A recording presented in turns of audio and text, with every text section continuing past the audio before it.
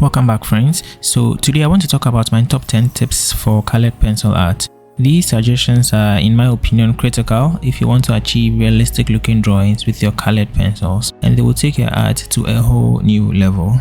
Let's get right into it. The first tip is to always create color swatches, and this is the first thing I do anytime I get a new set of colored pencils. Now, why is this important? Creating color swatches will give you an idea of what the colors will actually look like when you use them to draw. It also helps you to easily compare the colors in your reference to the colors you actually have so that you can make the right decision when selecting your colors. Now, as simple as this might sound, it takes a lot of guesswork out of the way and makes the drawing process a lot more enjoyable. You may be tempted to assume how a color would look like based on its casing, but trust me, this is usually not the case. The best way to actually determine how the pencils would look like is to actually create color swatches.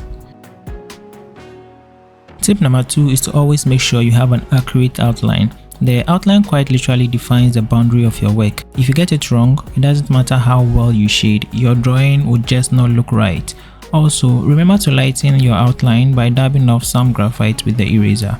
We don't want to have a visible outline when the drawing is finished, because that will take away from the realistic look we want to achieve. I've got a video on how I do my outlines and I'll be linking it in the description. You can always check it out.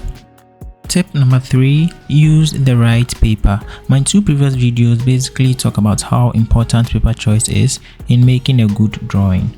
In fact, your paper choice is a lot more important than your choice of pencil. Again, I've got an entire video on this topic which I'll put a link to in the description.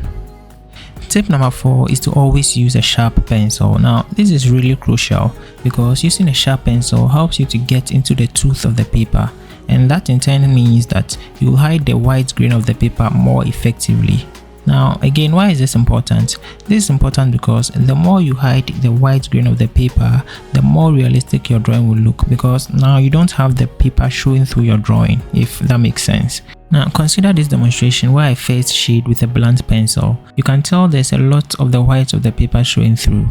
Now, for the second part of this demonstration, I used a sharp pencil, and you can tell it covers the white of the paper a lot better than the blunt pencil. And this can often be the difference between a good drawing and a bad one. Number 5, use circular motions when shading. This helps to avoid any obvious start and stop areas which would otherwise create inconsistencies and lead to an unrealistic look.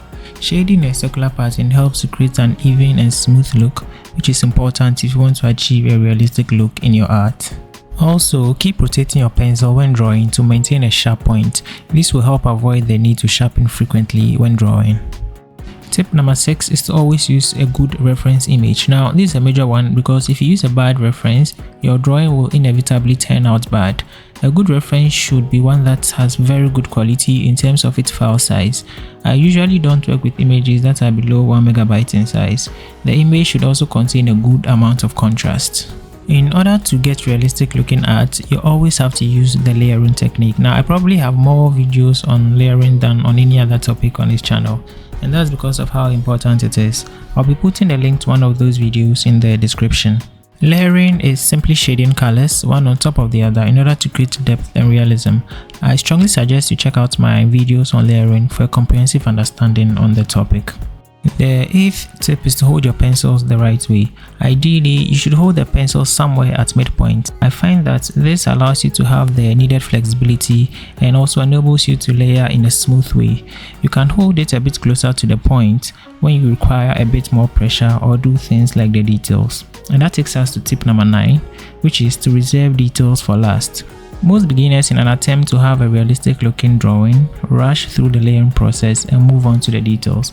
Now, even though details play a very important role in making your drawing look realistic, they should almost always come last. There is no point in doing the details when your layering is not done correctly. Doing the details too soon can actually have a counter effect on realism. Also, remember to be patient. Like they say, all good things take time. If you want to have a good looking drawing, there's no way around it. You just have to be patient. And being patient can actually be fun. Yes, you do feel a sense of accomplishment once you are done with a piece of drawing, but the fun is actually in the process and not in the completion of the drawing alone. I hope you enjoyed this. Don't forget to like and subscribe for more tips and tutorials. Also, don't forget to download my free guide on the basics of realistic colored pencil art. Link is in the description. I'll see you in the next one.